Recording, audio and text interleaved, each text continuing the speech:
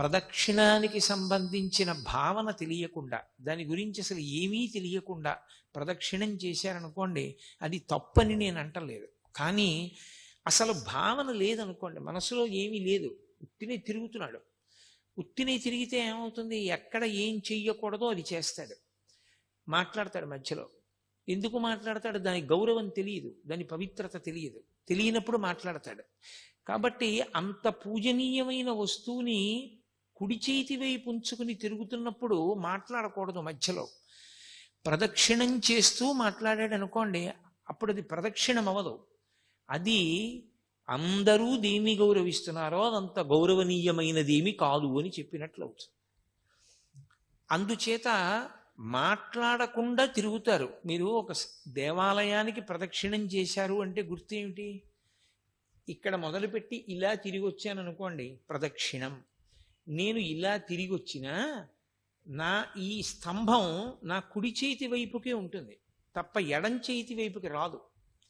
అలా రాకుండా నేను చుట్టూ తిరిగి వస్తే ప్రదక్షిణం చేశాను అంటారు.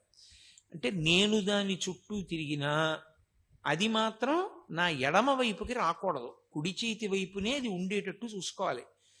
అలా చేస్తే ప్రదక్షిణం. బాగుందండి, ఎందుకు చెప్పినట్టు మాకు ఇదంతా అని ఒక ప్రశ్న వెయ్యొచ్చు మీరు. ప్రదక్షిణం అన్నది ఎప్పుడు కుదురుతుంది? దానికి అంతటా వ్యాపించే లక్షణం లేకపోతేనే మీరు ప్రదక్షిణం చెయ్యగలరు.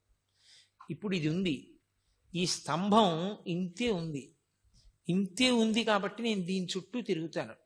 ఇది బ్రహ్మాండం అంతా ఆక్రమించింది అనుకోండి, నేను తిరగగలనా? నా వల్ల అవుతుందా తిరగడం? బ్రహ్మాండమంతా ఇది వ్యాపించేస్తే దీని చుట్టూ నేను ఎలా తిరగను?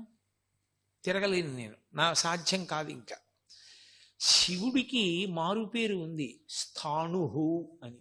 స్థాణుహు అంటే కదలనివాడు అని.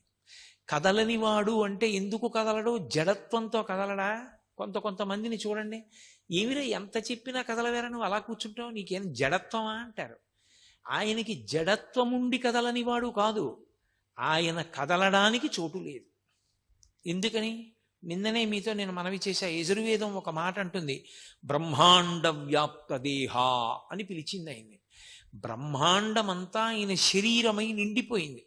అసలు నిజానికి శివతను అని అమ్మవారికి పేరు.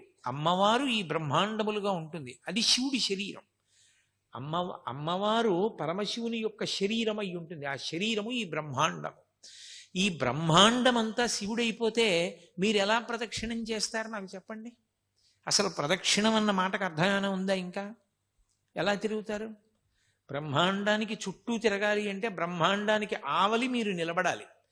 బ్రహ్మాండానికి ఆవల నిలబడి ఏ ఆధారం మీద మీరు దాని చుట్టూ తిరుగుతారు? అప్పుడు ఇక అసలు గౌరవ ప్రకటనం అన్న మాట కానీ ప్రదక్షిణం అన్న మాట కానీ ఎలా సంభవం అవుతుంది?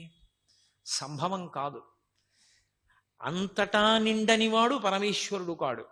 అంతటా నిండినవాడు పరమేశ్వరుడైతే మీకు ప్రదక్షిణం లేదు కాదు, అవునా కాదా? మీరు ప్రదక్షిణం చేశారంటే వాడు పరమేశ్వరుడు కాడు. ఎందుకని? వాడు అంతటా నిండి లేడు. మీరు ప్రదక్షిణం చేయలేకపోయారంటే వాడు పరమేశ్వరుడు, అంతటా నిండి ఉన్నాడు. మరి ప్రదక్షిణం మనం ఎలా చేస్తున్నాం? మరి గిరి ప్రదక్షిణం అన్న మాట ఎలా వచ్చింది స్కాంద పురాణంలో? అంటే అసలు ప్రదక్షిణం చేసేటటువంటి వానికి ఉండవలసిన మొట్టమొదటి భావన అది. ప్రదక్షిణం చేసేటప్పుడు రెండు చేతులు జోడించి నమస్కరించి ఒక భావన చేస్తారు. ఏమిటా భావన? అంతటా నిండిన పరమాత్మ నేను ఆయన చుట్టూ తిరగడానికి ఆనుకూల్యత వహించి ఒక రూపంగా ఆయన కిందకి దిగొచ్చాడు, తక్కువగా దిగిపోయాడు. ఆయన దిగిపోయి ఇప్పుడు తిరుగు నా చుట్టూ అన్నాడు. ఇప్పుడు తిరుగు నా చుట్టూ అన్నాడు కాబట్టి తిరగగలుగుతున్నారు, లేకపోతే ఎలా తిరుగుతారు? తిరగడం సాధ్యం కాదు. అంతటా నిండిపోయినటువంటి పరమేశ్వరుడు ఒక లింగ రూపాన్ని ధరించాడు, ధరించి తిరుగు నా చుట్టూ అన్నాడు, ఇప్పుడు తిరగగలిగారు. అందుకే భగవాన్ రమణులు కూర్చునుంటే ఒకరు వచ్చి ఆయనకి ప్రదక్షిణం చేశారు. ఏం చేస్తున్నారన్నారు అంటే ఆ రమణులతో ఆయన అన్నాడు, మీకు ప్రదక్షిణం చేశానన్నాడు. మీరు నాకు ప్రదక్షిణం చెయ్యగలరా అన్నారు రమణ మహర్షి. ఆయనకి అర్థం కాలేదు. మీరు నాకు ప్రదక్షిణం చెయ్యగలరా అన్న మాటకు అర్థం ఏమిటో తెలుసా? నేను ఆత్మని, నేను శరీరాన్ని కాను. ఆత్మ అంతటా నిండిపోయింది. మీలో ఉన్న ఆత్మ నాలో ఉన్న ఆత్మ కన్నా భేదం కాదు. కానప్పుడు ఒకటైన వస్తువు తన చుట్టూ తాను ఎలా తిరుగుతోంది?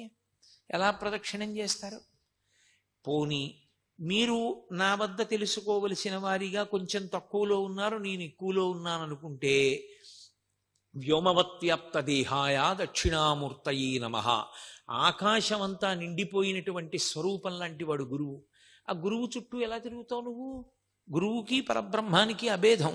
గురుర్బ్రహ్మ గురుర్విష్ణు గురుర్దేవో మహేశ్వర గురు సాక్షాత్ పరబ్రహ్మ తస్మై శ్రీ గురవై నమః. మరి ఎలా తిరుగుతాం అంటే, ప్రదక్షిణం చేసేటప్పుడు ఉండవలసిన మొట్టమొదటి భావన ఏమి అంటే, నా యందు అనుగ్రహంతో, అయ్యో వీడు నా చుట్టూ తిరుగుదాం అనుకుంటున్నాడు, నేను బ్రహ్మాండ రూపంగా ఉండిపోతే వీడు నా చుట్టూ ఎలా తిరుగుతాడని సర్వేశ్వరుడు కుదించుకుని ఒక మూర్తి రూపంలోకి వచ్చి నించున్నాడు. వేదాహమేతం పురుషం మహాంతం ఆదిత్యవర్ణం తమసస్వపారే సర్వాణి రూపాణి విచిత్య ధీరా నామాని కృత్వాభివదన్ యదాస్తి అంటుంది వేదం. ఒక పేరుకి దొరికేటట్టుగా మాంసనేత్రము చేత చూడబడడానికి వీలుగా ఆయన దిగి వచ్చాడు. దిగి వస్తే అప్పుడు ఆయన చుట్టూ మీరు తిరగగలరు. అంటే పరమేశ్వరుడి వ్యాపకత్వం ఎంత గొప్పదో సౌలభ్యం అంత గొప్పది. ఆ సౌలభ్యము ఉంది కాబట్టి మీరు ప్రదక్షిణం చెయ్యగలుగుతున్నారు. ఇప్పుడు ఆ సౌలభ్యాన్ని మీరు ఊహించారనుకోండి, మీకు భగవంతుని యొక్క కారుణ్యము అర్థమై ఆయన పట్ల మీకు ఒక గొప్ప అనుబంధం ఏర్పడుతుంది. ఆ అనుబంధంతో మీరు తిరుగుతున్నప్పుడు అసలు నాకు అవకాశం లేదు, ఆయన అవకాశం ఇచ్చాడు.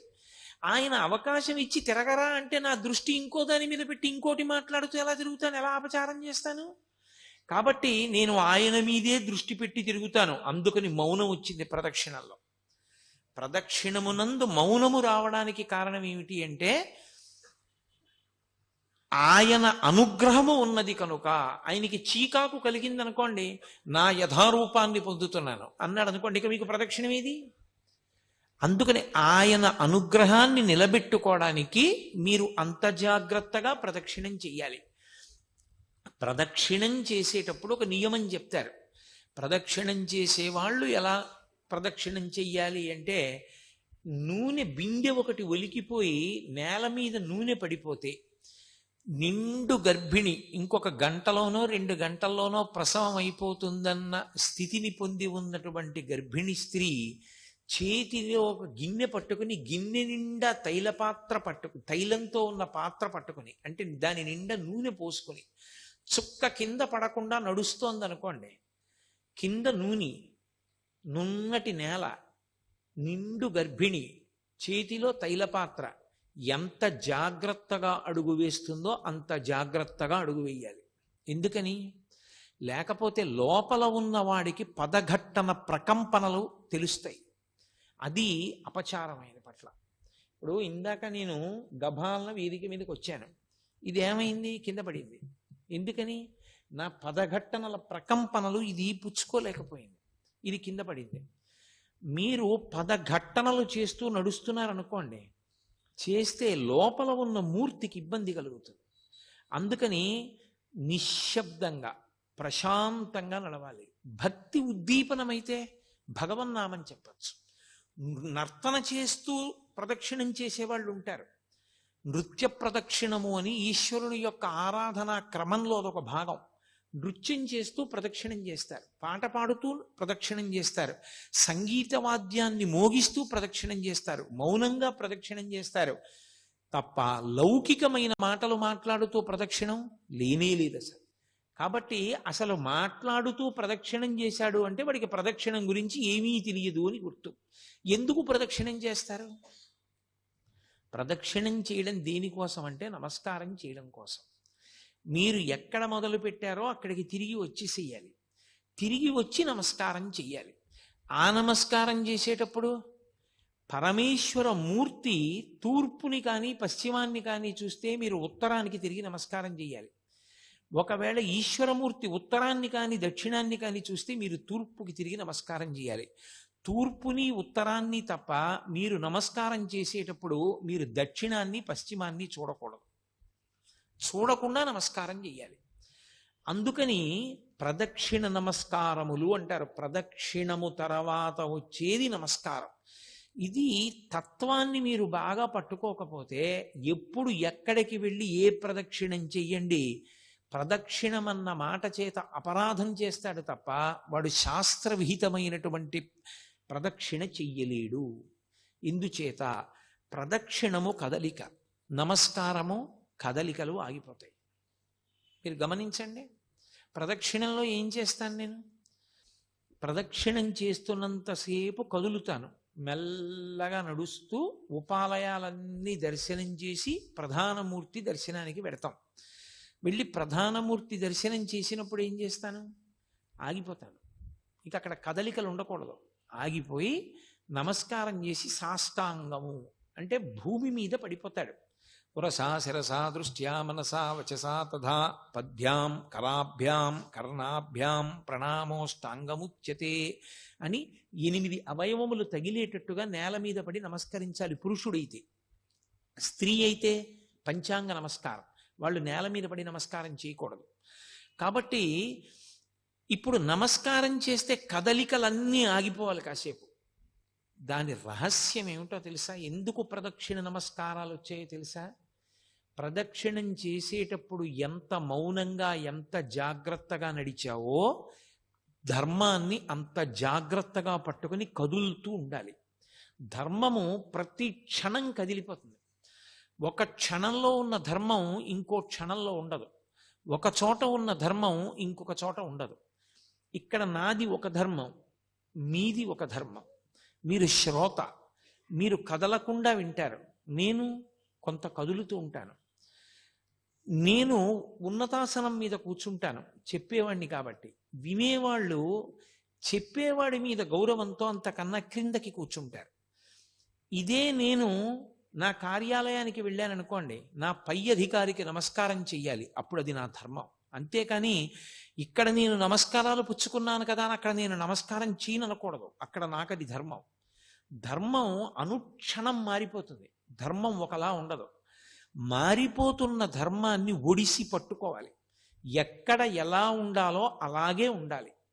ఎక్కడ ఎలా ఉండాలో అలా ఉండడంలో వైక్లభ్యం వచ్చిందనుకోండి, మీరు చిన్నవాళ్ల పట్ల తప్పు చేస్తే ఈశ్వరుడికి క్షమార్పణ చెప్పాలి. పెద్దవాళ్ల పట్ల తప్పు చేస్తే పెద్దవాళ్ళకి క్షమార్పణ చెప్పాలి. నా మాట మీరు బాగా పట్టుకున్నారో లేదో? నేను క్షమార్పణ 2గా విభాగం చేసి మాట్లాడాను. చిన్నవాళ్ల పట్ల దోషం చేస్తే నేను ఈశ్వరుడికి క్షమార్పణ చెప్పాలి. నా కూతురుతో నేను మాట్లాడేటప్పుడు నేను పొరపాటుగా మాట్లాడాను అనుకోండి, నేను అలా మాట్లాడకూడదు. కానీ నేను కొంచెం వ్యగ్రతతో మాట్లాడాను నా కూతురుతో, కోపంగా. అది కన్నుల నీరు పెట్టుకుంది. నాన్నగారు కోపంగా మాట్లాడారమ్మా నన్ను అని. ఇప్పుడు అమ్మ ఏమనుకోకురా, ఏదో అన్యథా ఆలోచనలో ఉన్నాను, ఆ వ్యగ్రతలో నిన్ను తొందరపడి గబుక్కుని అన్నానమ్మా, అలాగా నన్ను మన్నించు అనకూడదు. చిన్నపిల్లల దగ్గర అపరాధం చేసినటువంటి వాడు చిన్నపిల్లలకి క్షమార్పణ చెప్పకూడదు. తాను ఈశ్వర మందిరంలోకి వెళ్ళి క్షమార్పణ చెప్పాలి. పరమేశ్వర, పొరపాటు చేశాను, నా కూతురు నా కడుపున పుట్టింది, దాని పట్ల వ్యగ్రతతో ఏదో కోపంతో ఇంటికి వచ్చి గభాలన ఏ పుస్తకమో కనపడలేదని దాన్ని నింద చేశాను, నువ్వే తీసి ఎక్కడో పడేసి ఉంటావని. పాపం దానికి తెలియదు, నేనే ఎక్కడ పెట్టానో గుర్తొచ్చింది. దాని మనసు కుందింది, నాన్నగారు నన్ను అనవసరంగా అన్నారంది, నేను తప్పు చేశాను, దాని మనసు బాధ పెట్టాను, నన్ను క్షమించు అని ఈశ్వరుడికి క్షమార్పణ చెప్పాలి.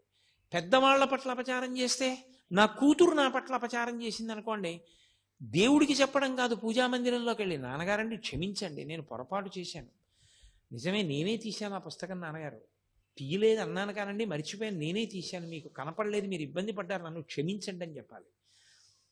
ధర్మాన్ని ధర్మంగా పట్టుకోవాలి. అందుకే ధర్మం అంతా కదలిక. ధర్మమునందు కదిలి కదిలి కదిలి కదిలి ఎక్కడ ఆగిపోతాడంటే సత్యమునందు ఆగిపోతాడు. సత్యము మారదు. అన్ని వేళలా, అన్ని యుగములలో, అన్ని రోజులలో, అన్ని సంధ్యలలో మార్పు లేక కదలిక లేక ఒక్కలా ఉండిపోయేటటువంటి పదార్థమునకు సత్యమని పేరు. ఆ సత్యము బ్రహ్మము, పరమేశ్వరుడు. సత్యం జ్ఞానమనంతం బ్రహ్మ.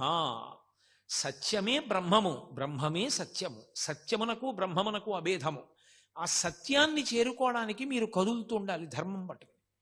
ధర్మం పట్టుకుని కదిలి కదిలి సత్యమునందు ఆగిపోతారు. అదే ఈశ్వరుణ్ణి చేరిపోవడం. అందుకే ధర్మాన్ని ఎవడు పట్టుకున్నాడో వాడు సత్యాన్ని చేరిపోతాడు. ఎవడు ధర్మాన్ని వదిలేశాడో వాడు సత్యాన్ని చేరలేడు. కాబట్టి ప్రదక్షిణ నమస్కారము కదిలి కదిలి ఆగిపోవుట, పడిపోవుట. కదిలి కదిలి ఆగిపోవడం అంటే తిరిగి తిరిగి ఈశ్వరుణ్ణి చేరిపోవడం.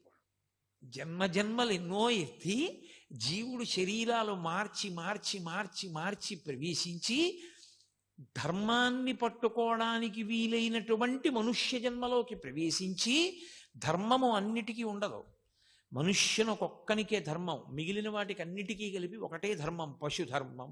పశుధర్మో నమే ప్రీతిం అంటాడు వ్యాసుడు దేవి భాగవతంలో. పశుధర్మం అంటే దానికి ఏవి ప్రమాణములు ఉండవు. ఆకలేసింది మీరబడి తినేయడమే, తనకన్నా బలహీనమైన ప్రాణి చెనకేయడమే, తనకి కామం కలిగింది తన కడుపున పుట్టినటువంటి దూడైనా సరే దానితో సంభోగించడమే. మనుష్యునకు అలా కుదరదు. ఆయనకి ధర్మం ఉంది. ఎలా పట్టుకోవాలో అలా పట్టుకోవాలి. ఎలా పట్టుకోవాలో చెప్పేది ఎవరు? వేదం. ఇక రెండో పదార్థం లేదు. ధర్మం చెప్పడానికి లోకంలో అధికారం ఉన్నది ఎవరికి? గురువుకి కూడా లేదు. గురువు ఎప్పుడవుతాడంటే అచంచల విశ్వాసము వేదమునందుంటే. వేదం ఏం చెప్పిందో అది చెప్తేనే గురువు తప్ప గురువు గారు చెప్తే ధర్మం అవదు. వేదాన్ని గురువు గారు చెప్పారు కాబట్టి ధర్మం అవుతుంది. గురువు వేదం ఒక్కటే చెప్తాడు. వేదాంతర్గతమైన విషయమును మాత్రమే గురువు చెప్తాడు. అందుకే వేదమే ప్రమాణము, శృతి ప్రమాణం తప్ప వేరొకటి ప్రమాణము కాదు. ఆ వేదము ధర్మాన్ని చెప్పింది. ఇదిగో ఈ తత్వాన్ని పట్టుకుంటే ముందు ప్రదక్షిణం చేయడానికి అధికారం వచ్చిందని గుర్తు. కాబట్టి శివుడు అన్నాడు గౌతమ మహర్షితో, అరుణాచలమునందు ప్రదక్షిణము గొప్పది. ఎందువల్ల? నేను స్థూల శివుడిగా ఉన్నాను ఇక్కడ, నేను ఒక కొండ రూపంలో ఉన్నాను. ఏమిటి అనుగ్రహం దానివల్ల అంటే, అసలు సామాన్యమైనటువంటి ఏ జీవి కూడా నన్ను చేరలేదు ఇక్కడ. నేను అగ్నిలింగాన్ని కాబట్టి పెద్ద పెద్ద స్ఫులింగములతో అంత పెద్ద అగ్నిహోత్రం జ్వలిస్తోంది అనుకోండి, మీరు పెడతారా నేను పెడతానా ప్రదక్షిణం చేయడానికి? ఎలా సాధ్యం? అసలు ఎవరు వెళ్ళరు. దాని మించి సెగొచ్చిందనుకోండి, గాలి, వేడి గాలి, మాడిపోతాడు. ఎవరు ప్రదక్షిణం చేయగలరు? చెయ్యలేరు. ఆయన ఏం చేశాడంటే ఆ శిలలలోకి లాగేశాడు ఆ అగ్నితత్వాన్ని.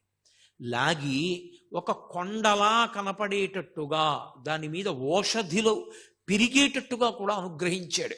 ఒక కొండలా కనపడిన కారణం చేత మీరు పరమేశ్వర ప్రదక్షిణాన్ని చెయ్యగలరు. నా అనుగ్రహము చేత అగ్నిలింగమైన నేనే అరుణాచలంలోకి వచ్చేటప్పటికి ఒక పర్వత రూపాన్ని పొందాను. ఈ పర్వత రూపాన్ని పొందిన కారణం చేత ఇక్కడ ఎవరు ప్రదక్షిణం చేస్తానని నిర్ణయం చేసుకుని బయలుదేరుతాడో వాడు కొన్ని కోట్ల కోట్ల కోట్ల కోట్ల జన్మలెత్తితే తప్ప అసలు ఆ సంకల్పమును పొందడు. నేను నిన్ననే మీతో ఒక మాట మనవి చేశా. అరుణాచల ప్రవేశమునకు ముందు, అరుణాచల ప్రవేశము తరువాత అని జీవుడికి విభాగం చేస్తారు. అసలు వీడెప్పుడైనా అరుణాచలం వెళ్ళాడా చూస్తారు. అరుణాచలం వెళ్ళాడు, ఆ జీవుడి స్థాయి వేరు. అరుణాచలం వెళ్ళలేదు, ఆ జీవుడి స్థాయి వేరు. ఇప్పుడు అరుణాచల ప్రవేశం చేశాడు, గిరి ప్రదక్షిణం చెయ్యాలి, ఆ గిరికి ప్రదక్షిణం చెయ్యాలి తాను. ఆ కొండకి ప్రదక్షిణం అంటే శివుడికి ప్రదక్షిణమే. ప్రదక్షిణం అన్న మాటకు అర్థం మీరు బాగా గుర్తుపెట్టుకోవాలి. ఏ బిందువు దగ్గర మీరు బయలుదేరారో తిరిగి ఆ బిందువు దగ్గరికి వచ్చేయాలి. కుడి చేతి వైపుకి మీకు కొండ ఉండాలి, ఉండేటట్టుగా తిరిగి రావాలి. అలా తిరిగి వస్తే దానికి ప్రదక్షిణం అని పేరు. ఆయన అన్నాడు, కలియుగంలో ఈ అరుణాచల పర్వతం చుట్టూ ఎవరు ప్రదక్షిణం చేస్తారో వాళ్ళందరికీ కూడా 100 అశ్వమేధములు 100 వాజపేయములు చేసిన ఫలితం వేస్తాను. అశ్వమేధయాగం అసలు నిజానికి కలియుగంలో లేదు.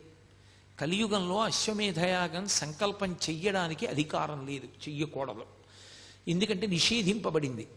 అశ్వమేధయాగంతో సమానమైనటువంటిది ఒకటి ఉంది, అది చేస్తే అశ్వమేధయాగ ఫలితం ఇచ్చేస్తారు. వాడు అశ్వమేధయాగం చేశాడు అని ఫలితం ఇస్తారు. ఏదది? అనాథప్రేత సంస్కారం. అనాథప్రేతానికి సంస్కారం చేస్తే వాడు అశ్వమేధయాగం చేశాడు అని ఫలితం వేస్తారు. 100 అశ్వమేధయాగముల యొక్క ఫలితాన్ని గిరిప్రదక్షిణం చేసిన వాళ్ళకి వేస్తానన్నాడు.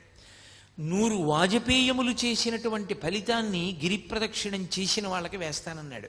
అంటే దాని ఉద్దేశ్యం, అసలు అరుణాచలం అనేటటువంటి క్షేత్రం ఒకటి ఉంది, దానికి ఇంత ప్రాశస్త్యం ఉన్నది, పరమశివుని యొక్క పరిపూర్ణమైన అనుగ్రహం ఉన్నది, అక్కడికి వెళ్ళాలనేటటువంటి కోరిక పుట్టడం జరగదు. ఎందుకని?